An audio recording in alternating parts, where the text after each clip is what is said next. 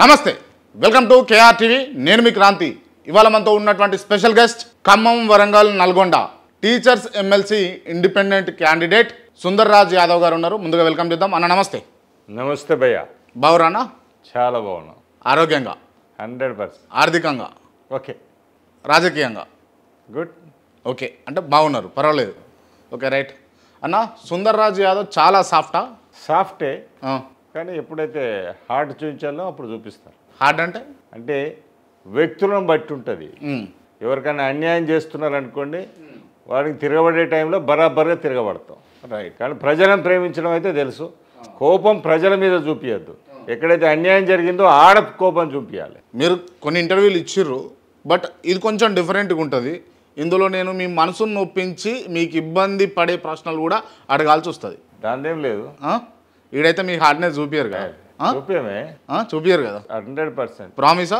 100% ఏదైనా అడగొచ్చా ఏదైనా అడగచ్చు రైట్ ఏమైనా అడగచ్చు ఓకే కానీ మీరు నిజంగా బయట వాళ్ళు చెప్తున్నట్టు లేకపోతే మీ అనుచరులు చెప్తున్నట్టు మీరు చాలా సాఫ్టేనా బేసికల్లీ సాఫ్ట్ నా వాళ్ళ దగ్గర నేను సాఫ్ట్ ఉండకపోతే హార్డ్ ఎట్లుంటుంది నా వాళ్ళని ప్రేమించడం ఒకటే తెలుసు కోపించడం తెలియదు నా వాళ్ళ మీద కోపం రాదు శత్రువుల మీద కదా మన కోపం చూపించవలసింది మన దగ్గర ఉన్న వాళ్ళ మీద కాదు కదా అదే నా స్వభావం రైట్ కానీ సాఫ్ట్గా ఉండేటోళ్ళకు రాజకీయాలు సెట్ అయితే అన్న ఇప్పుడున్నటువంటి ఈ ఈ ఈ ట్రెండ్కు తగ్గట్టుగా అంటే సాఫ్ట్ అంటే మీ ఉద్దేశం ఏంటి సాఫ్ట్ అంటే ఉద్దేశం ఏంటి సాఫ్ట్ అంటే సుందర్రాజ్ యాదవ్ సాఫ్ట్ కాబట్టే కొన్ని పదవులు కోల్పోయాడు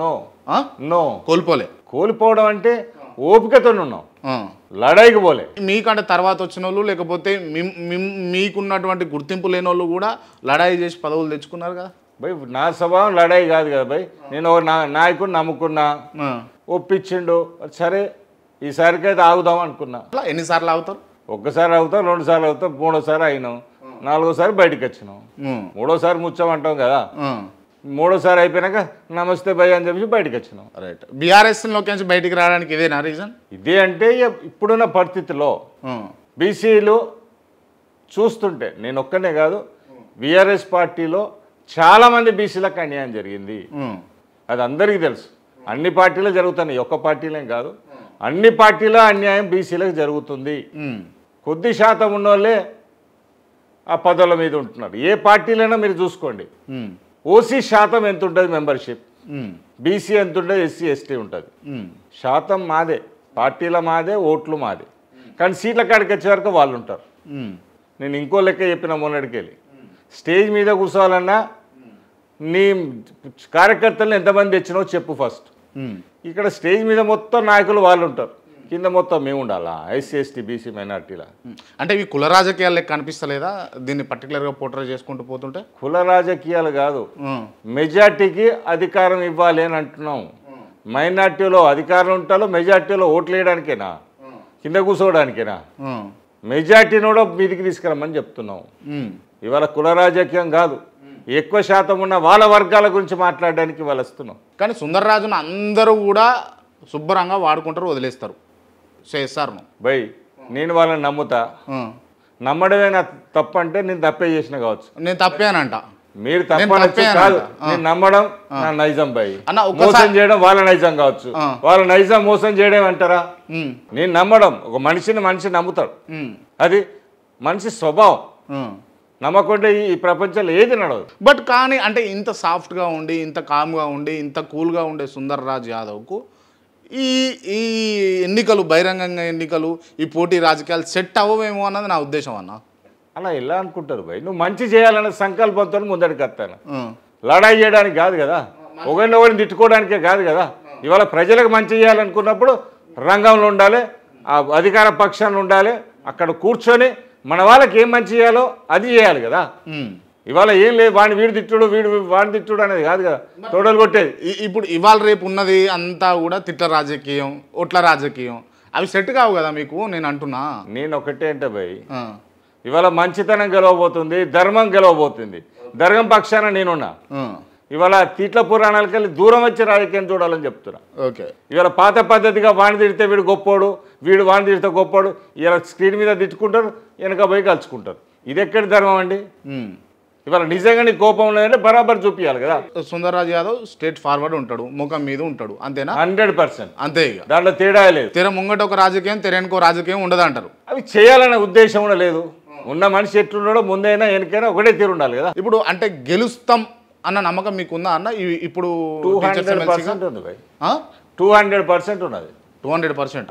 డౌట్ ఎందుకు? ఎట్లా గెలుస్తారన్న? ఎట్లా గెలుస్తారు? ప్రజలు ఓట్లు అయితే గెలుతారు, మా టీచర్లు ఓట్లు అయితే గెలుతారు. మీకంటే అంటే నేను ఇట్లా అంటున్నాను ఏమనుకోకండి, మీకంటే కొంచెం మెరుగుగా మాటలు మాట్లాడేటటువంటి వ్యక్తులు ఉన్నారు కదా, మరి వాళ్ళని కాదని మీకెందుకు ఓట్లు వేయాలి? మాటలు మాట్లాడచ్చు కానీ చేతలు చేసే మనిషి ఉన్నాడు కదా. నీకు మాట్లాడే మనుషులు కావాలా, చేతలు చేసే పనులు కావాలా? మంచి కావాలా, చెడు కావాలా? అంటే మాత్రమే మంచి చేస్తారు, మిగతా వాళ్ళంతా చెడు చేస్తారా? నేను ఒక్కటే చెప్తున్నా, మంచో చెడో నిర్ణయించేది ఉపాధ్యాయులు. ఇవాళ నీ క్యారెక్టర్ ఏంది, నా క్యారెక్టర్ ఏంది, ఎవరు వాళ్ళకి అవసరం పడతారు, ఎవరు వాళ్ళకి పనులు చేయగలుగుతారు అన్నదంటే కదా నిర్ణయించేది ఓటు రూపంగా. రైట్. ఈ ఎన్నికల గురించే మాట్లాడుకుందాం అన్న. కాసేపు మీ పర్సనల్ అంశాలు పక్కన పెట్టి ఎందుకు వేయాలి ఓ టీచర్? మీకు ఓటు వేయాలి, సుందర్రాజ్ యాదవ్కు ఓటు వేయాలంటే ఎందుకు వేయాలి ఒక టీచర్? చెప్తున్నా. కేజీ టు పీజీ మీద అనుభవం ఉన్న వ్యక్తిగా ఇవాళ ఏంటంటే విద్యా వ్యవస్థనే సమస్యలతో కూడిపోయింది. ఇవాళ టీచర్లు ఏ టీచర్ మీరు తీసుకున్నా కానీ హ్యాపీగా అయితే లేరు. నాకు తెలిసింది 3 వ్యక్తులు దేశానికి ఉపయోగం అండి. అన్నం పెట్టే రైతుడు ఇంపార్టెంటు, దేశాన్ని కాపాడే సైనికుడు ఇంపార్టెంటు, తర్వాత ఉపాధ్యాయుడు. ఇవాళ ఉపాధ్యాయులు ఏంది, డాక్టర్లు ఎక్కడండి, ఇంజనీర్లు ఎక్కడండి, సైంటిస్టులు ఎక్కడండి, కలెక్టర్ ఏంది, లాస్ట్కి ఎమ్మెల్యేలు ఎక్కడ, ఎంపీలు ఎక్కడ? ఎంపీలకు ఎమ్మెల్యేలకు చదువులు లేవన్నా. నేను చెప్తున్నా, చదువుకున్న వాళ్ళు 90% వస్తారు, 95% చదువుకోకపోయినా నిలబడచ్చు. కానీ జ్ఞానుడు ఆడుంటే ప్రజలకు మంచి జరుగుతుంది. ఇవాళ తయారు చేసే వ్యక్తులే సంక్షోభంలో ఉన్నారు. ఇవాళ వాళ్ళందరినీ తయారు చేసి అసెంబ్లీలోకి ఎంపీలు పడితే వాళ్ళ గురువుల గురించి చూసుకునే బాధ్యత కాదండి. ఇవాళ మన గురువులు, నేను గవర్నమెంట్ స్కూల్కి వెళ్ళి వచ్చిన, ఇప్పుడు నా బాధ్యత నా గురువులు ఎట్లున్నారని చూడవలసిన బాధ్యత నాది కాదా? అసెంబ్లీలో అవకాశం ఇస్తే నేను మాట్లాడానా? అరే వాళ్ళు ఏడుస్తుంటే బాధపడుతుంటే చూసి మనం వేరే దాని గురించి మాట్లాడదామా? అంటే ఇవి బేసిక్గా నేను ఇంటర్వ్యూలో అడగడానికి, మీరు చెప్పడానికి బాగుంటుంది, ప్రజలు చూస్తున్నటువంటి ప్రజలు కూడా వినడానికి కూడా బాగుంటుంది. అబ్బా సుందర్రాజ్ యాదవ్ ఏం మాట్లాడుతున్నాను సపోర్ట్లు కొడతారు. బట్ రియాలిటీగా మీకు ఓట్లేసి గెలిపించిన తర్వాత మీరు అట్లా నిలబడతారా? అది కావాలి. 100% అండి. నేను అష్యూరెన్స్ ఏంది? అష్యూరెన్స్, కాన్ఫిడెంట్ అంటే పాత హిస్టరీ చూడండి. నేను కూడాలు ఉన్నప్పుడు నేను ఏం చేసిందో చూడండి. నా టీచర్లకు నేను ఏం చేయాలనుకున్నాను, ఒక హౌసింగ్ ప్రపోజల్ పట్టుకొచ్చిన, మంచి చేయాలనే సంకల్పం ఉంటే చేయడానికి ముందుకు వస్తాం. దానికి జీవోలు తయారవుతాయి, అన్ని పార్టీలను కన్విన్స్ చేయగలుగుతాం. ఇవాళ ఎందుకంటే పొలిటికల్ 25 years జర్నీలో అన్ని పార్టీ లీడర్స్తో సంబంధాలు ఉన్నాయి కాబట్టి మంచి గురించి ఎక్కడి దాకైనా పోరాడతా పోయి, పోరాడే లక్షణం నా దగ్గర ఉన్నది, పోరాడే శక్తి నాకున్నది. టీచర్ల గురించి వాళ్ళ పోరాడే వాళ్ళ సమస్యలకు ఫుల్ స్టాప్ పెట్టడానికి వాళ్ళ నేను రంగంలోకి రాబోతున్నా. మీకు బీఆర్ఎస్ పార్టీ సపోర్ట్ ఏమైనా ఉన్నదా? లేదు. లేదు. లేదు. క్లియరా? 100%. ఓకే. రైట్. అంటే ఎందుకు ఈ ఇండిపెండెంట్గానే నిలబడాలని నిశ్చయించుకున్నారు మీరు? ఏ రాజకీయ పార్టీని ఆశ్రయించలేదా? ఆశ్రయించినా వద్దనుకుర్రా? ఎవరిని ఆశ్రయించలేదు. ఇవాళ ఉపాధ్యాయుల పక్షాన నిలబడాలనుకుంటానా, ఉపాధ్యాయులు ఆశీర్వదిస్తే కౌన్సిల్ ఉండాలనుకుంటున్నా. నాకు వస్తున్న రెస్పాన్స్ చూసి నీకు 100% నమ్మకం ఉన్నది, గెలవబోతున్నా, కౌన్సిల్లో రాబోతున్నా, కౌన్సిల్లో మాట్లాడతా. ఏం మాట్లాడతారన్న కౌన్సిల్లో? మీ టార్గెట్ ఏంది అసలు? నా target, ultimate target, I want to see all my teaching fraternity in happy mood so that they can deliver their subject in properly. ఇవాళ ప్రశాంతంగా లేకపోతే ఏ టీచర్ ఆ 40 నిమిషాలు క్లాస్ చెప్పాలంటే డిస్టర్బ్గా ఉంటాడు. వేరే ప్రొఫెషన్స్ వేరు, ఈ టీచింగ్ ప్రొఫెషన్స్ వేరు. మనసుతోని మైండ్తో చెప్పే క్లాసులు అవి. పిల్లగాళ్ళ భవిష్యత్తు ఇవాళ బాబీ పౌరులను తయారు చేస్తున్నామంటే అది టీచర్లతోనే సాధ్యమవుతుంది. కానీ ఆ టీచరే కనుక డిస్టర్బ్గా ఉంటే ఆ క్లాస్ టీచర్కి తెలిసిపోతుంది. ఇవాళ నేను బాగా చెప్పలేదు వాళ్ళు. ఇవాళ నేను సంతోషంగా ఉన్నా, నా కుటుంబం ఇంట్లో ప్రాబ్లం ఏం లేదు, ఫైనాన్షియల్ ప్రాబ్లం లేదు, 100% he will deliver the subject properly. నేను రిటైర్ ఏమైతే దగ్గరకు వస్తుంది, తర్వాత నా పరిస్థితి ఏంటి అన్న గంక మైండ్లో ఆలోచన వచ్చింది అనుకోండి, ఆ సంతోషాన్ని కోల్పోతాడు. నెక్స్ట్ నా ట్రాన్స్ఫర్ ఏదో ఇబ్బందులు రాబోతుంది అన్నప్పుడు నేను డిస్టర్బ్ అవుతా. నేను క్లాస్ చెప్పడంలో ఇబ్బంది పడుతుంటా, అది ఇబ్బంది అనేది తెలిసిపోతుంది. కానీ ఈ ఇబ్బంది వల్ల రాబోయే తరం జనరేషన్ ఇబ్బంది పడబోతుంది కదా. భారతదేశ పౌరులు ఇబ్బంది పడబోతున్నారు కదా, వాళ్ళని ఎంత ప్రశాంతంగా ఉంచుకుంటే దేశం అంత మంచుకుంటుంది. వీళ్ళని స్పెషలైజ్గా ఆల్మోస్ట్ ఆల్ సైనికులను ఎట్లా చూసుకుంటున్నారో same way I say all private or government టీచర్స్ను అంత ప్రశాంతంగా తీసుకునే బాధ్యత గవర్నమెంట్ తీసుకోవాలి. ఎందుకంటే human resource are very important to the country. ఇవాళ హ్యూమన్ రిసోర్సెస్ను తయారు చేసే టీచర్ల ఇబ్బందులు ఉన్నప్పుడు యూనివర్సిటీలలో రిక్రూట్మెంట్ లేదు, ఫండింగ్ లేదు, ఎట్లనండి? ఆడ చదువుకునే పిల్లలు ఎస్సీ ఎస్టీ బీసీ మైనార్టీ పిల్లలే కదా, వాళ్ళు చదువుకుంటున్నారు కదా, మీరు నెగ్లిజెన్స్ చేసేది. వాళ్ళను పైకి తీసుకోవాలనే ఉద్దేశం ఉంటే ఫండింగ్ అన్న పెద్ద ప్రాబ్లం అండి. ఇవాళ గవర్నమెంట్కు 1000 కోట్లు పెట్టి పెద్ద పెద్ద ప్రాజెక్ట్ చేస్తుంది. యూనివర్సిటీలో ఫండింగ్ చేయడానికి ప్రాబ్లమా, రిక్రూట్మెంట్ చేయడం ప్రాబ్లమా? ఎందుకు చేయదు మరి గవర్నమెంట్? ఎందుకు చేయదు?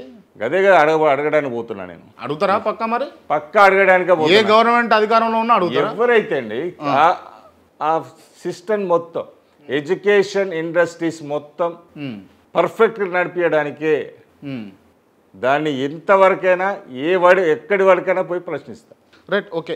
మీకు ఇన్స్టిట్యూషన్స్ ఉన్నాయి కదా అన్న? ఉన్నాయి. ఏ institutions? Masterji high schools, master degree college, Masterji PG college. Okay అన్న, అంటే మీరు అధిక ఫీజులు వసూలు చేస్తారా?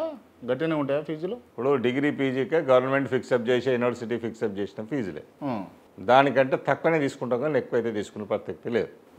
ఇవి కూడా బడ్జెట్ స్కూల్సే, స్కూల్స్ కాడికి వచ్చినా కూడా బడ్జెట్ స్కూల్సే. అంటే కార్పొరేట్ విద్య కాదు, మీరు కార్పొరేట్ విద్య లెవెల్ వరకు ఆ స్థాయికి పోలే. ఇంకా మేము మిడిల్ క్లాస్ లెవెల్నే ఉన్నాం. మా వాళ్ళంతా మిడిల్ క్లాస్ వాళ్ళకి చదువు చెప్తే సరిపోతుంది అనుకుంటాను. ఎందుకు పెట్టారు స్కూల్? ఎందుకు పెట్టాల్సి వచ్చింది మీరు? ఫస్ట్ నేను స్టార్ట్ చేసింది సెల్ఫ్ ఎంప్లాయ్మెంట్ కింద. మనం గ్రాడ్యుయేషన్ చేసినాం, ఉద్యోగం లేదు, ప్రైవేట్ ఉద్యోగం చేస్తున్నాం. సో మనం ఉపాధి కల్పించుకుంటూ నలుగురు ఉపాధి కల్పిస్తే సంతోషం కదా. అట్లంటే నేను ఈ 30 ఏళ్ళ దేశం మొత్తం పెడుతున్నాను కార్పొరేట్ స్టైల్గా రావాలంటే. లేదు కదా. అంత క్యాపబిలిటీ ఉందా అన్న మీకు? క్యాపబిలిటీ దాంట్లో ఏమున్నదండి? తెలివి ఉండాలి, ఎక్స్పాన్షన్ చేసుకొని పోవాలి, పైసలే ఇంపార్టెంట్ అన్నప్పుడు పోతూనే ఉంటారు వాడు. దాని మీద లేదు కదా. సర్వీస్ పాయింట్ ఆఫ్ వ్యూతో మనకి ఎంప్లాయ్మెంట్ కావాలి, మన కొలీగ్స్ కూడా ఎంప్లాయ్మెంట్ క్రియేట్ చేయాలన్న ఉద్దేశంతోనే కదా. ఆడే లిమిట్ ఉన్నాం కదా. 30 ఏళ్ళ సర్వీస్లో నేను 4 స్కూల్లో ఒక డిగ్రీ పీజీ కాలేజీ పెట్టుకున్నాను. కావాలి అనుకుంటే నెంబర్ పెంచుకుంటూ పోదాం. నెంబర్ పెంచుకుంటూ పోతే ప్రశాంతత కోల్పోతుంది. రైట్, అంటే ఆల్మోస్ట్ ఆల్ ప్రైవేట్ సంస్థలు నడిపేటటువంటి వ్యక్తులే ఈ టీచర్స్ ఎమ్మెల్సీలో ఉన్నారు, అందులో మీరు కూడా ఒకరు అని నేనంట. మీరు ఏమంటారు దీనికి కారణం ఏంటి? ఒక్కనే కదా నేను ప్రైవేట్ సంస్థలకెళ్ళి ఉన్నది, తక్కిన వాళ్ళంతా గవర్నమెంట్ సంస్థలకెళ్ళి ఉన్నారు. ఇవాళ ప్రైవేటు గవర్నమెంట్ అనేది కాదు, ఇక్కడ ఎవరు వాళ్ళ తరఫున పోరాడతారు అనేది ఇంపార్టెంట్, వాళ్ళకి ఎవరు న్యాయం చేయగలుగుతారు అనేది ఇంపార్టెంట్. ఇవాళ నేను ఖచ్చితంగా చెప్తున్నా, కేజీ టు పీజీ వరకు వ్యవస్థ గురించి తెలిసిన వ్యక్తిగా వాళ్ళందరూ వచ్చింది మ్యాక్సిమం స్కూల్ సెక్టర్కి వెళ్ళి. ఒకరో ఇద్దరు డాక్టర్స్ ఉన్నట్టున్నారు, ఒకరు ఉన్నట్టున్నారు డాక్టర్, హైయర్ ఎడ్యుకేషన్. ఇంటర్మీడియట్ తర్వాత ఎడ్యుకేషన్ సిస్టమ్ మీద తెలిసిన వ్యక్తులు అయితే లేరు. That is point 1.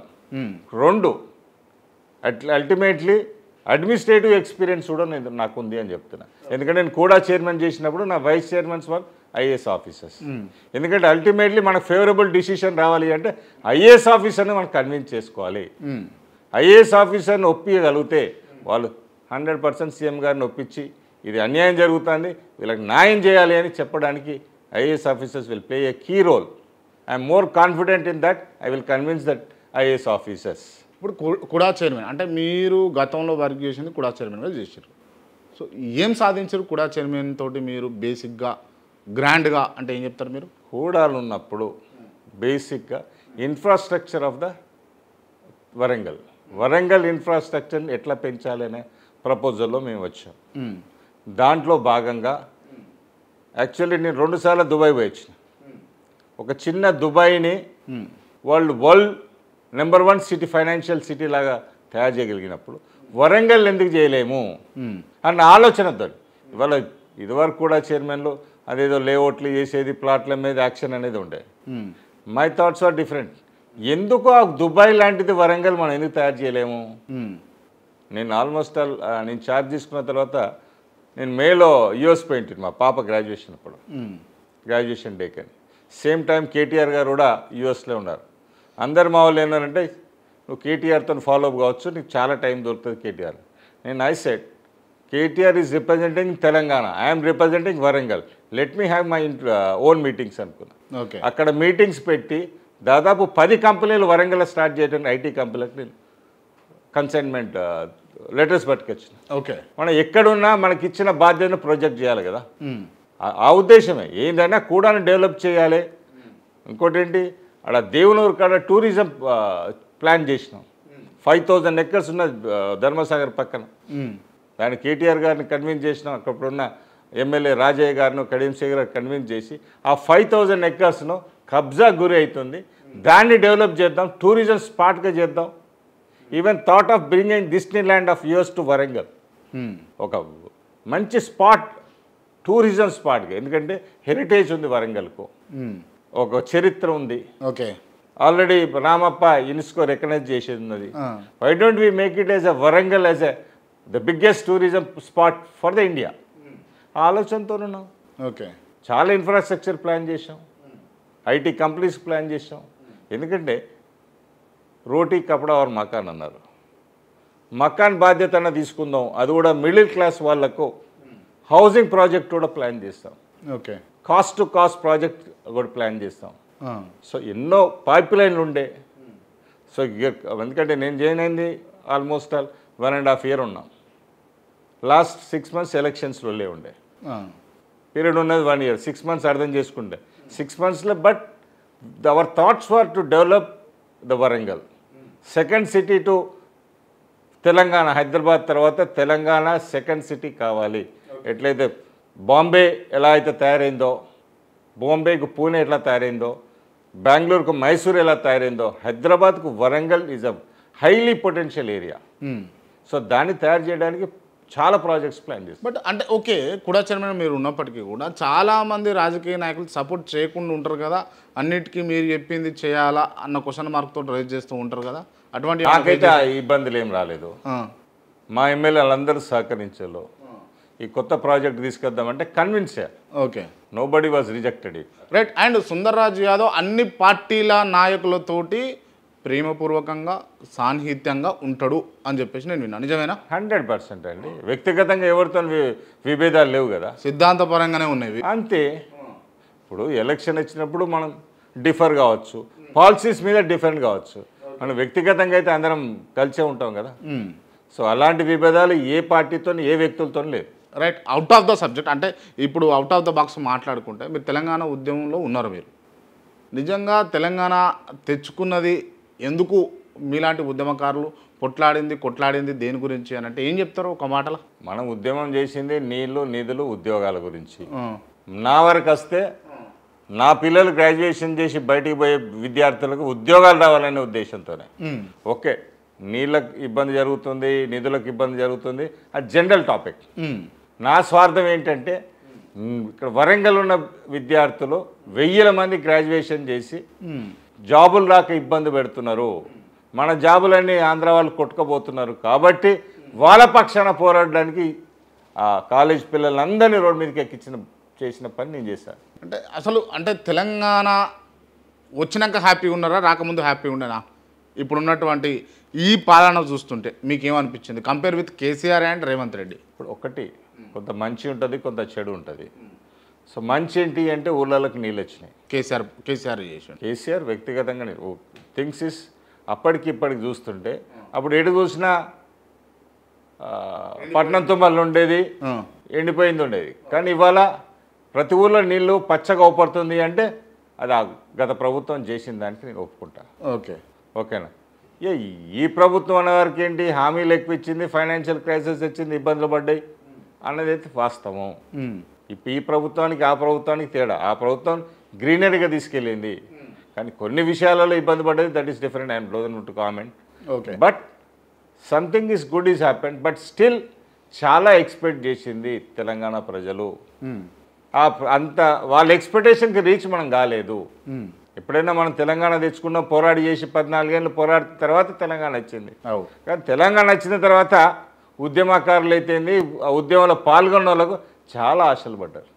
ఇవాళ చాలా దురదృష్టం ఏంటంటే ఎవరైతే తిట్టిన వాళ్ళో వాళ్ళందరూ క్యాబినెట్లోకి వెళ్ళిపోయారు. అది చాలా బాధాకరమైంది కదా. తెలంగాణను నై అన్నోళ్ళు పదవులు దక్కినాయి వాళ్ళకు. అంతే కదా, సై తెలంగాణ ఇచ్చినాక వాళ్ళకే సై అన్నారు. అది వాస్తవం కదా, నేను ఏదో కప్పిపిచ్చేది కాదు కదా, మనం చూస్తున్న వాస్తవాలు అవి. అంటే అసలైన తెలంగాణ ఉద్యమకారుడిగా మీరు బాగా గిల్ట్ ఫీల్ అయింది, అబ్బా అనవసరంగా ఇంతగానం దారాదత్తం చేసినాం, ఇంతగానం పోరాటం చేసినాం, ఇంట్లో వాళ్ళని అందరినీ కూడా వదిలిపెట్టి అని అనిపించిన సందర్భం ఏంది? అంటే ఎప్పుడైతే మనం ఎవరి మీద అయితే పోరాడినామో వాళ్ళ సలాం కొట్టాలంటే బాధ అనిపించింది. మళ్ళీ వాళ్ళ అధికారంలోకి వస్తే వాళ్ళకి సలాం కొట్టాలన్నా రబయ్య అని. ఇది ఎక్కడిది రబయ్య, నీ అమ్మ గంతగానం పోరాడింది ఎవరి గురించి? మీరు ఆ పక్షాన్ని ఉంటుంది, మేము ఈ పక్షాన్ని ఉంటుంది, మళ్ళీ ఈ పక్షాన్ని వచ్చి మా నెత్తి మీద ఎక్కిళ్ళు రబయ్య. ఆ బాధ అయితే లోపల గుండెలు కొట్టుకుంటుంది ఎవరికైనా. జనరల్గా ఉద్యమకారులందరూ నీ అమ్మ పోయి కడగొడితే మళ్ళీ వీళ్ళు ఇక్కడికి వచ్చి వీళ్ళే కుర్చీలు ఎక్కిళ్ళు రబయ్య. మళ్ళీ వాళ్ళ దగ్గరికే మనం అప్లికేషన్ పట్టుకోవాల్సి వచ్చింది పరిస్థితి. ఈ పరిస్థితి ఎటువరకైనా లోపల కూర్చుకుంటుంది కదా. చాలామంది చెప్పుకోరు. సుందర్రాజ్ యాదవ్ కూడా కూర్చుకుంటుంది, బరాబర్ కూర్చుకుంటుంది. ఎందుకు కూర్చుకునేది కదా, తెచ్చుకునేది వాస్తవాలు కదా, 100% కూర్చుకుంటుంది. ఓకే, వాళ్ళు తర్వాత ఏంటి దాన్ని రాజకీయం అన్నారు, దాన్ని అది అన్నారు, ఇదేదో కళలు పూసినా కానీ నువ్వు కాకపోతే దీంట్లో తయారు చేయనుంటి ఎక్స్పర్ట్స్ను, ఉద్యమకారులు నేను మంచి వ్యక్తులా తయారు చేయనుంటి, ట్రైనింగ్ ఇచ్చుకొని గట్టిగా తయారు చేయనుంటి. వాళ్ళు తెచ్చుకుంటుంటేనే ఇది పెద్ద బ్రహ్మాండంగా వృక్షం తయారవుతుంది అనేది కాదు కదా. అండ్ ఈ అంశాలు మనం ఇంకొంచెం సేపు పక్కన పెడదాము. అండ్ ఇంకోటి ఏంటంటే బాగా గర్జు లేకపోతే పట్టుకుంటే వదలడు ఈ బీసీ వాదం, లేకపోతే బహుజన రాజ్యాధికారం రావాలని చెప్పేసి సుందర్ యాదవ్ ఊకే పరితపిస్తూ ఉంటాడు, అనవసరంగా డబ్బులు కొడగొట్టుకుంటాడు, టైం వేస్ట్ చేసుకుంటాడు అని చెప్పేసి మిమ్మల్ని తిట్టిన వాళ్ళు ఉన్నారా లేదా? ఓపెన్గా చెప్పండి. ఇప్పుడు అంటే వాళ్ళ యాంగిల్కి వెళ్ళి వాళ్ళు చూస్తున్నారు, నా మీద ప్రేమతోటి డబ్బులు పోతాయి, టైం వేస్ట్ పోతుంది, రాదు అనుకున్నాడు. ఆనాడు తెలంగాణ తిరిగేటప్పుడు కూడా నన్ను అన్నారు, రానిపోయిన తెలంగాణ ఎందుకు పెట్టుకుంటావు అన్న, మా కాలేజ్ కొలీగ్స్ మేనేజ్మెంట్స్ అన్నారు, ఇది వచ్చేది కాదు పోయేది కాదు, నీ కాలేజ్ ఎందుకు అడ్డ మార్చినావు, ఎందుకు అందరితో దుష్మని ఎందుకు పెంచుకుంటాను. ఎప్పుడైతే నాకు అనిపించిందో ఇది న్యాయ పోరాటం, దీనికి కావాల్సిందే మనకు, అది వస్తే మన విద్యార్థులకు మంచి జరుగుతుంది అన్నప్పుడు ఆ రిస్క్ నేను తీసుకున్నాను. ఇవాళ నేను బహుజన పోరాటం బీసీ పోరాటం తీసుకుంటానంటే నా వర్గాలకు అన్యాయం జరుగుతుంది కాబట్టి నేను ముందరికి వస్తాను. రైట్, ఏమొచ్చిందన్న మొన్న ముంగటపడి మీరు వరంగల్లో పెద్ద ఎత్తున సభ పెట్టిరు కదా, మీరు పెట్టిరు కదా, ఏమొచ్చింది? సుందర్ రాజ్ యాదవ్కి ఏమొచ్చింది? సుందర్ రాజ్ యాదవ్ జనాల బీసీ జనాలను ఐక్యం చేసిందన్న తృప్తి మిగిలింది. అంతే, తృప్తి కోసమే చేసిరా అది? అంటే ఇది వాదం పెరుగుతూనే కదా న్యాయ పోరాటం ముందరికి వచ్చేది. ఎవరో ఒకడైతే రిస్క్ అయితే తీసుకోవాలి కదా. ఇవాళ నేను రిస్క్ తీసుకున్నా, మీరు బల అవుతారు ఎండ్ ఆఫ్ ద డే. బలిగా అవుతున్నా కాదా అనేది ప్రజలే చెప్తారు. ఇప్పుడు దానికి ఎందుకు ఎలక్షన్ అయ్యి బలైరా కాలేదా అన్న? మొన్న సభ వల్ల మీరు బలైరా కాలేదా? ఇప్పుడు సభ గురించి ఇవాళ చర్చించుకోవడానికి కాదు. నేను సభ పెట్టిన ఆబ్జెక్టివ్ ఏంటి? ఇవాళ తిరుమల మన్న వచ్చి అన్న బీసీ వాదాన్ని లాబట్టాలే, జనాలందరూ ఒక తాటికి తీసుకొచ్చి ఇవాళ ఫస్ట్ స్ట్రోక్ కొడదాము వరంగల్కి వెళ్ళి. ఎందుకంటే తెలంగాణ ఉద్యమం కూడా వరంగల్కి వెళ్ళి మొదలైంది, బీసీ ఉద్యమం కూడా వరంగల్కి వెళ్ళి మొదలు కావాలి. ఆ ఉద్యమం రావాలని రగలాలనే ఆ సభ పెట్టడం జరిగింది. అది రగిలిందని కూడా నేను అనుకుంటున్నా, 100% అది రగిలింది. రైట్, ఓకే, రగిలింది ఓకే, కానీ మీకు ఏమైనా లాభం అయిందా అది చెప్పండి. లాభ నష్టాలు ఏం చూస్తాం భయ్, ఇదేమన్నా పైసలు పెట్టుబడి పెట్టి రిటర్న్ ఏమైనా పైసలు తెచ్చుకునేదా ఏంది ఏమన్నా? కానీ ఆ సభల మీరు కాకుండా ఇతర నాయకులందరూ కూడా లాభ నష్టాలు వేరు చేసుకుని వచ్చిర్రు అని నేనంట. అరే వాళ్ళ వ్యక్తిగతం, నా వ్యక్తిగతం. అటువంటి వాళ్ళను మీరు అనవసరంగా ప్రోత్సహిస్తారు, లేకపోతే వాళ్ళకి సపోర్ట్ నిలబడి వాళ్ళకి లాభం అయ్యేటట్టు చేస్తారు. కానీ ఇక్కడ సుందర్ రాజ్ యాదవ్ ఎక్కడ కూడా లాభపడతలేడంట. నేను లాభపడడానికి అది చేయలేదు. నా జనాలందరూ బీసీ జనాలు ఐక్యంగా ఉన్నారు. ఓనాడు ఏంటంటే పెద్ద నాయకులు ఇది ఉసిరికాయ మూట బీసీలది, ఎప్పుడు కలవరు, కలిసి చూపిస్తూ ఉండడానికి ఆ మీటింగ్ పెట్టడం జరిగింది. నాకు అందరినీ కలిపిన తృప్తి నాకుంది. వెనక ఎవరెవరు స్వార్థంగా వాళ్ళ గురించి వాళ్ళు వాడుకుంటారో వెళ్తారు. నాకొకటి తృప్తి ఏంటంటే నా వాళ్ళందరినీ దగ్గరికి తీసుకొచ్చిన, నా వాళ్ళందరూ కలిసి ఉన్నారు, ఇది ఒక బలమైన నినాదం ప్రజలకు తీసుకుపోవాలనేది నా ఇంపార్టెన్స్ కదా, నా ఇంట్రెస్ట్ కదా. ఎవరో నన్ను వాడుకుని అంటారు, ఎవరో లాభం జరిగిందని లాభ నష్టాల గురించి నేను రాలేదు ఇక్కడ. నా బీసీ వర్గం మొత్తం ఒక తాటి మీదకి వచ్చింది, ఆర్ట్స్ కాలేజ్కి వచ్చింది, చరిత్ర సృష్టించింది గజ్జాలు నాకు. రైట్, అంటే మీ దగ్గర ఉన్నటువంటి వ్యక్తి ఒకరు చెప్పారు, అంటే ఆ బీసీ సభ మొత్తం సొమ్మొక్కడిది సోకొక్కడిలాగా మారిందా మారలేదా? బాయ్ దాని మీద నా కామెంట్ వద్దు. నాకు ఒకటే, సొమ్ముకు పోయినా నా వాళ్ళందరినీ కలిపిన తృప్తి నాకున్నది. వాదాన్ని నిలబెట్టిన తృప్తి నాకున్నది. ఇదే నచ్చుతలేదన్నా. అంటే నేను పర్టికులర్గా చెప్తున్నా, ఓపెన్గా చెప్తా ఉన్నా. ఇక చూస్తున్నటువంటి మిత్రులకు కూడా చెప్తున్నా, మీతోటి తిరిగేటోళ్ళు మీతోటి సాటిస్ఫైగా లేరు. ఎందుకు ఇంత మంచి ఆయనతోటి మేము తిరగాలి అనవసరంగా, వచ్చేకాడ రానియడు పోయేకాడ పోనీయడు అని చెప్పేసి బాధపడుతున్న వాళ్ళు చాలామంది ఉన్నారు. వాళ్ళ కోసం ఇవి అడుగుతున్నా నేను. మారురన్నా మీరు, చేంజ్ గారి మీకు మీరు ఇంకెన్ని రోజులు బీసీ అని చెప్పేసి, ఇంకెన్ని రోజులు తెలంగాణ ఉద్యమకారులు అని చెప్పేసి, తెలంగాణ అని చెప్పేసి, ఇప్పుడు మళ్ళీ టీచర్స్ ఎమ్మెల్సీని పట్టుకున్నారు. మారురి అంటున్నా నేను ఒకటేనే, మంచి నలుగురికి మంచి జరుగుతుందంటే గట్టిగా పట్టుకుంటా. అది ఏమైనా కానీ ఎంత నష్టమైనా జరగని. మా ఇంట్లో కూడా అంటారు, ఎందుకు పైసలు పోతాయి అనరాన్నా మరి అంటారు కదా, బరాబరే అంటారు. ఆరోగ్యం పోతుంది, ఇది అవసరమా అంటారు. కానీ మా కుటుంబం కూడా ఆ తరంకే లేదు, త్యాగం చేసేట్లో ముందుంటాం. ఇవాళ గదే, ఇవాళ బహుజనవాదాన్ని బీసీ వాదాన్ని నిలబెట్టడానికే ఇవాళ నేను నిలబడ్డా. ఇవాళ బీసీ వాదం గెలుస్తుందా లేకపోతే అది గెలుస్తుందా, ఆ గట్టు మీదన ఉపాధ్యాయులు ఈ గట్టు మీద తెలుసుకోవాల్సిన పరిస్థితికి తీసుకొచ్చింది. రైట్, ఈ ఉపాధ్యాయుల గురించి వచ్చింది కాబట్టి అన్న, ఉపాధ్యాయులు మీకు కాకుండా వేరే వాళ్ళకు ఓట్లు వేసి వాళ్ళని గెలిపిస్తే ఏంది పరిస్థితి? ఈ పరిస్థితి ఏముంటుంది దాంట్లో బై? ఎంతమంది వేసినా ఇవాళ నాకు ఆ క్వశ్చన్ వేస్తలేదు. నేను వాళ్ళకి తక్కువ పడుతుందని నేను అనుకోవట్లేదు. వీళ్ళు విజ్ఞునులు, వీళ్ళకి తెలిసిన వాళ్ళు ఉపాధ్యాయులు అంటే ఎబో బీఈడి ఎంఎస్సి పిహెచ్డి చేసిన వాళ్ళే ఉంటారు. కానీ జ్ఞానులు వారందరికీ తెలుసు మనం 77 ఏళ్ళకెళ్ళి ఎంత అవస్థ పడుతున్నాం, వాళ్ళ నాయకత్వం ఎవరు ఎత్తుకున్నారో తెలుసు. ఇవాళ బరాబర్గా మంచి మెజార్టీతో గెలుస్తానని నాకు నమ్మకం ఉన్నది. మీరే చూస్తారు కదా 3వ తారీఖు నాడు, అంతే నమ్మకంతో ఉన్నాయి వాళ్ళ.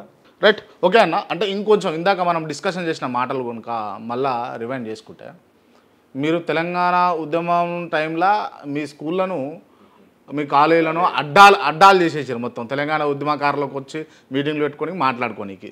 మొన్ననేమో బీసీల సభ పెట్టి మొత్తం ఓపెన్గా చెప్తున్నా డబ్బులు కూడా ఖర్చు పెట్టుకురు. ఇక మొత్తం నష్టపోయారు.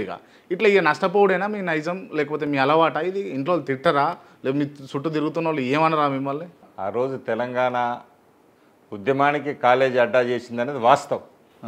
ఎవరు మీటింగ్లు పెట్టుకుంటారన్నా మా పర్మిషన్ బరాబర్ ఇచ్చినాం. వాళ్ళకి ఛాయ్లు టీలు భోజనాలు అన్నీ పెట్టినా.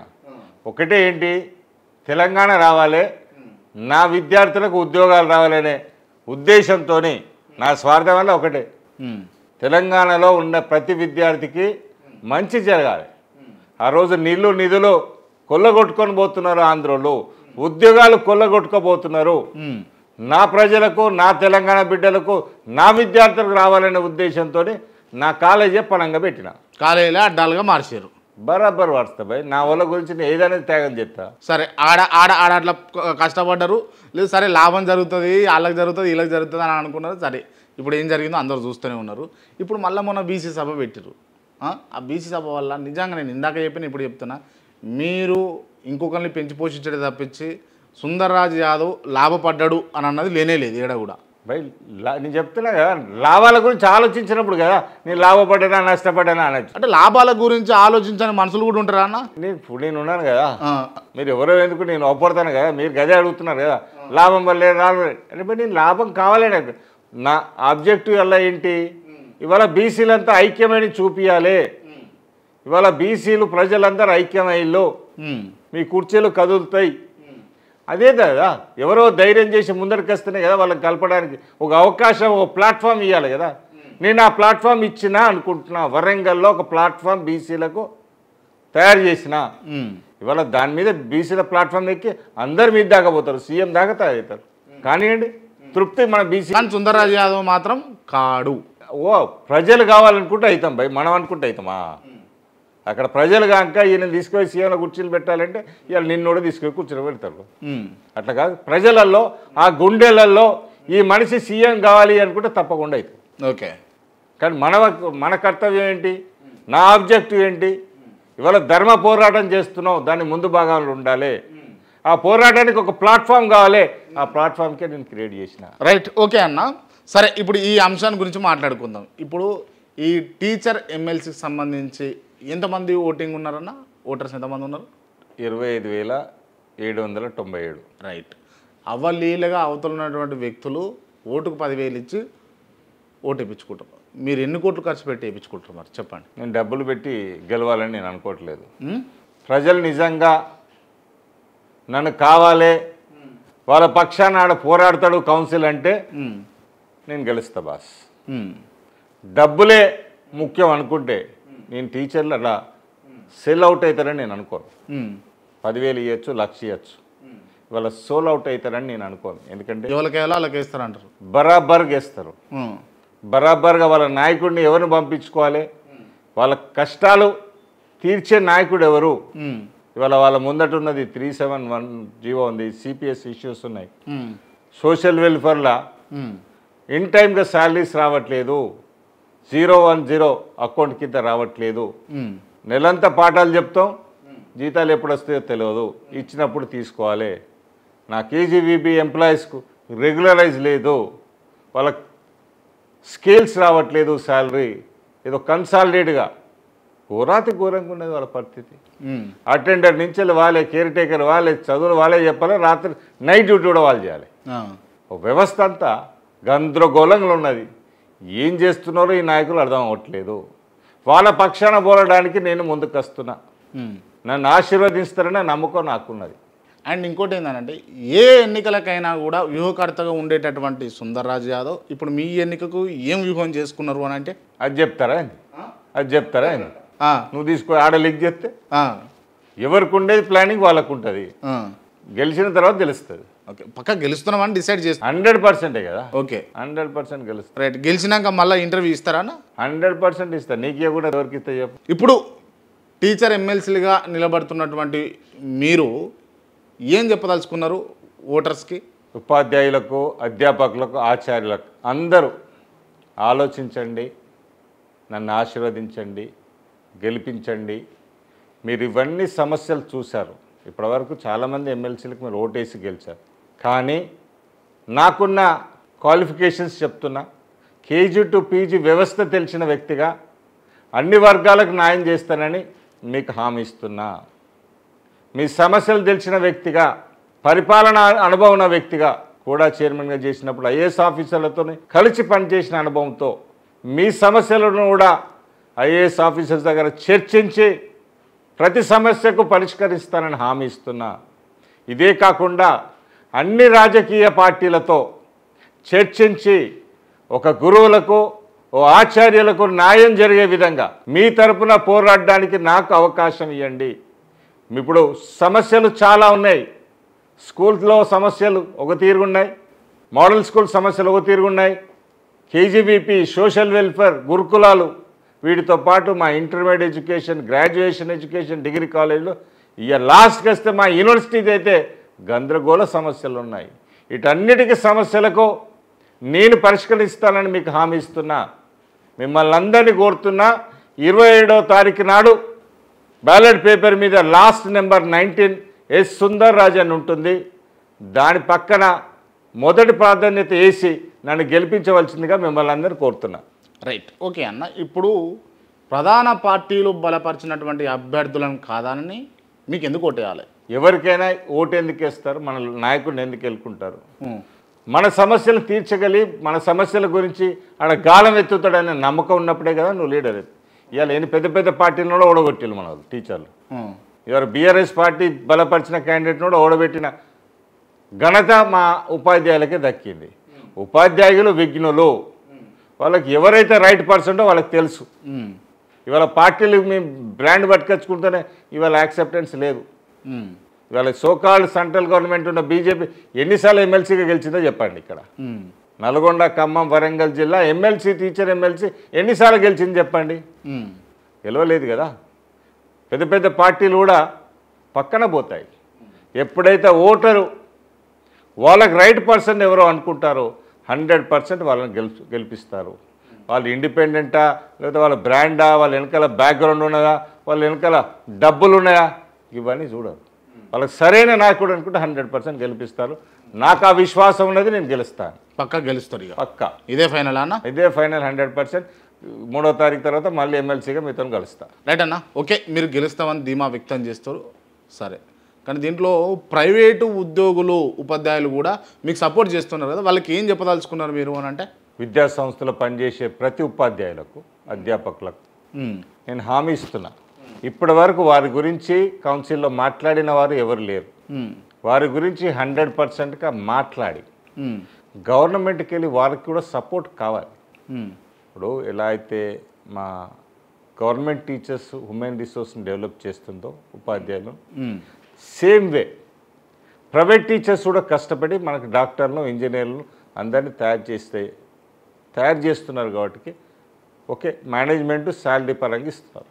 But what is the support is given by the government, because they are the citizens of India and they are also contributing human resources to India, and they are also economic growth, showing the economic growth for India.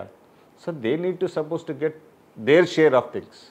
So main వాళ్ళకి హామీ ఏమి ఇస్తున్నానంటే, వారితో పాటు ఎవరికైతే health support దొరకట్లేదో, health insurance support దొరకట్లేదో, health card suppose to be issued for private and government irrespective of their schools, whether it is in government sector or private sector or in society sector.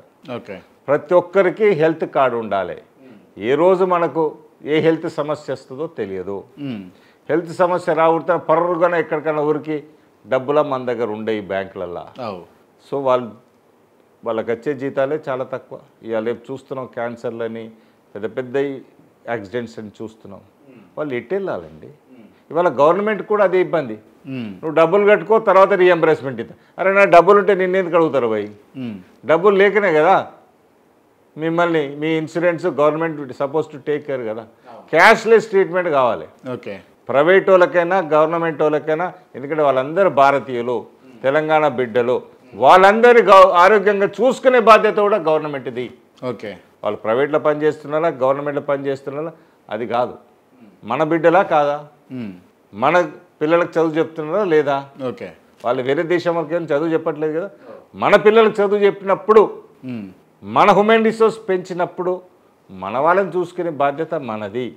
So I promise them that I try for to get health card for all the people. That is suppose to B cashless treatment. అంటే బహుశా ఈ ఆలోచన ఎవరికి కూడా రాలేదనుకుంటున్నాను నేనైతే.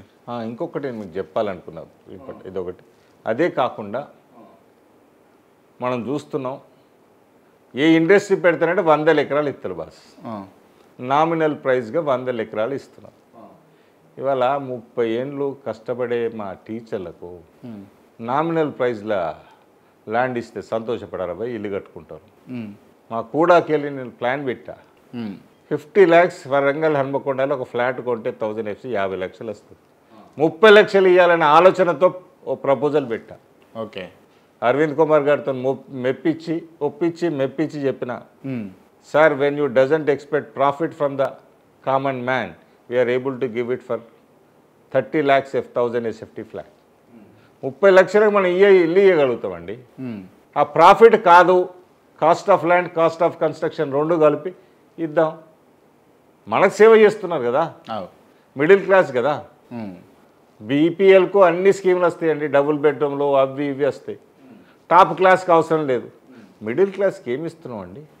ఇంత service దేశం economy ఇవాళ పెంచుతున్న వారికి కాస్ట్ టు కాస్ట్ ఇస్తే తప్పేంటి? ఇంకా అవకాశం దొరికితే సైనికులకు ఎట్లయితే క్యాంటీన్ పెట్టి ట్యాక్సీలు తీసి కాస్ట్ తగ్గించిస్తారో, మా గవర్నమెంట్ టీచర్లకు, ప్రైవేట్ టీచర్లకు అవి ఇచ్చి పుణ్యం కట్టుకోండి. ఎప్పుడైతే సైనికులకు షోల్డర్స్ పాసిబుల్ అవుతుందో, నువ్వు ట్యాక్స్ ది కమాడిటీ మీద సగం రేటు తగ్గుతుంది. ఉప్పు మీద, పప్పు మీద అన్నిటిగా తగ్గియండి. అరే government need to support my teachers boss. Okay, they are producing a human resource to our country. దేశ మానవ వనరులు ఇవాళ దేశం ఇంత ప్రగతి చెందుతుందంటే ఇవాళ ఈ టీచింగ్ ఫ్యాకల్టీ లేకుంటే సాధ్యమా? అంతే. నేను ఇంకోటి అడుగుతున్నా, మనకు సివిల్ సర్వెంట్స్ ఉంటారు, Indian administrative service, Indian police service, Indian forest service, Indian revenue service, Indian forest service కూడా ఉంది. అంటే చెట్లను, జంతువులను కాపాడడానికి కూడా ఒక సివిల్ సర్వెంట్ ర్యాంక్ ఉన్నాడు.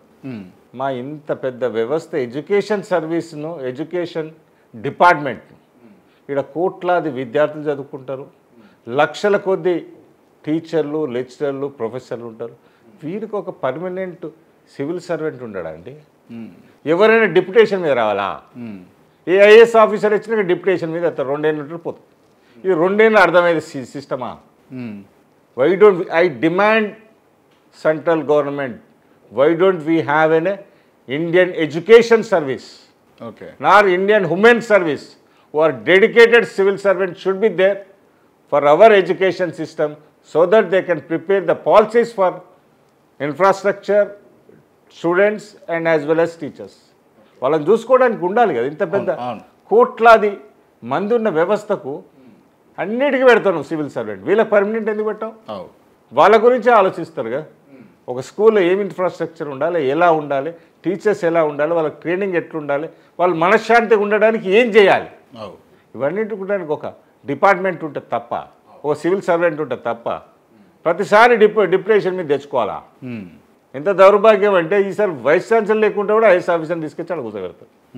పాపం వాళ్ళకి ఏం తెలుస్తుందండి? ఎన్ని కోర్సులు ఉన్నాయి, ఎన్ని కోర్సులలో ఎన్ని సబ్జెక్టులు ఉన్నాయి, ఎన్ని సబ్జెక్టులో ఎన్ని వర్క్ లోడ్ ఉన్నది తెలియని లేని పాపం తీసుకొచ్చి వాళ్ళు ఏదో ఐఏఎస్ ఆఫీసర్ ర్యాంక్ కూడా తీసుకొచ్చి పెడతారు. రైట్.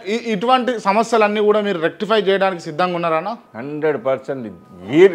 వీటిని మాట్లాడడం కాదు, చేతుల్లో చూపించడానికే ఉన్నా. ఓకే, ప్రామిస్ చేస్తారా మరి? 100% ప్రామిస్ చేస్తా. ఓకే, నాకు అవకాశం ఇవ్వండి, నేను చెప్పిన ప్రతి ఒక్కటి కౌన్సిల్లో మాట్లాడతాను, 100% సాధిస్తాను. రైట్. ఓకే, ఈ ఇంటర్వ్యూ ద్వారా సుందర్ రాజ్ యాదవ్ గారు చెప్తుంది ఏంటి అని అంటే క్లియర్గా ఈ ఒక్కసారి నాకు అవకాశం ఇవ్వరి, నేను ఇచ్చినటువంటి మాట ప్రకారం ఖచ్చితంగా కౌన్సిల్లో మాట్లాడి ప్రతిదీ కూడా నెరవేరుస్తా అని చెప్పేసి ప్రామిస్ చేస్తూ ఉన్నాడు. రైట్, చూద్దాం. ఒకవేళ గెలిస్తే మాత్రం తప్పకుండా నేను మీరు చేస్తలేరా అన్నది అయితే ఓ కన్నేసి చూస్తూనే ఉంటా అన్న. 100% నువ్వు చూడాలి, నేను దాన్ని మర్చిపోతే కూడా గుర్తు చేయాలి. రైట్, గుర్తు చేస్తా. రైట్ అన్న, thank you so much. Thank you. అన్న, ఇంటర్వ్యూ క్లోజ్ చేసే ముందు నేను కొంతమంది పేర్లు చెప్తా, వాళ్ళకి సంబంధించి ఓన్లీ 1 వర్డ్ ఆన్సర్ ఇవ్వాల్సి ఉంటుంది మీరు. రైట్, ముందుగా తెలంగాణ తొలి ముఖ్యమంత్రి కేసీఆర్, మంచి నాయకుడు. రేవంత్ రెడ్డి, ఒక ferocious leader. Harish Rao, good leadership. KTR, dynamic leader. Jagadishwar Reddy, no comments. Tatikonda Rajaiah, no comments. Kadiyam Srihari, good leadership, having a nice experience in administrative. Uttam Kumar Reddy, no comments. Vatte Janaiah, one of the ferocious leader. Vinay Bhaskar, మా అన్న. ఆరూరి రమేష్, మంచి ఫ్రెండ్, మిత్రుడు. నాయని రాజేందర్, మంచి మిత్రుడు. Janga Raghava Reddy, no comments boss. Seethakka, ప్రజల పక్షాన పోరాడే నాయకురాలు. కొండా సురేఖ, బీసీ వాది. Tummala Nageswara Rao, no comments. సుందర్ రాజ్ యాదవ్. మీరే చెప్పాలి, నాది నేను చెప్తే బాగుండదు కదా, మీరే చెప్తే బాగుంటుంది. Kranthi, nice gentlemen. Thank you so much. Thank you.